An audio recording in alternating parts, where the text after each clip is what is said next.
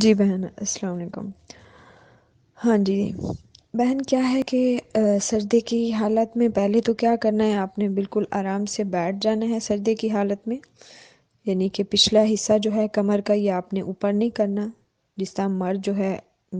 پاؤں سے جدا کر دیتے ہیں، اوپر ہو کے بیٹھتے ہیں، سردی میں جاتے ہیں تو پچھلا حصہ ان کا ظاہر ہو رہا ہوتا ہے، وہ صرف مرد کے لیے ہے۔ عورت کیا کرنا ہے، عورت جو ہے بالکل فرش پہ بچھ جائے، اس انداز سے سجدہ کرے کہ بالکل اس کا سارا جسم جو ہے فرش پہ لگے، یہ نہیں کہ سجدے کی حالت میں جب جائیں تو پچھلا حصہ اوپر کر لیں، کمر کا حصہ اوپر نہیں کرنا بلکہ وہ بھی ساتھ ہی پاؤں کے ساتھ لگا رہے۔ اور آپ نے اپنے ہاتھوں کو اتنا کھولنا ہے، اتنا کشادہ کرنا ہے کہ آپ کا سر جو ہے وہ درمیان میں آرام سے فرش پہ لگے، اس انداز سے کھولنا ہے۔ اور آپ کی جو کونیاں ہیں، کونیاں اور آپ کی ہتھیلی یہ برابر جو ہے فرش پہ بچھی ہونی چاہیے سردی کی حالت میں،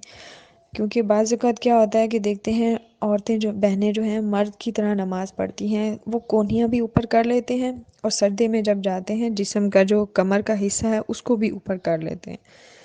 ٹھیک ہے، اس کو بھی نہیں کرنا، بالکل بچھ جانا ہے، اس انداز سے آپ نے جو سجدہ کرنا ہے۔ جزاک اللہ۔ اور ایک چیز ہے کہ آپ سجدہ جب کر کے بہنیں اٹھتی ہیں تو بعض اوقات وہ فرش کا سہارا لیتے ہیں، اس طرح نہیں کرنا، یہ مکروہ ہے، بلکہ آپ نے بالکل اپنے ہی جو ہے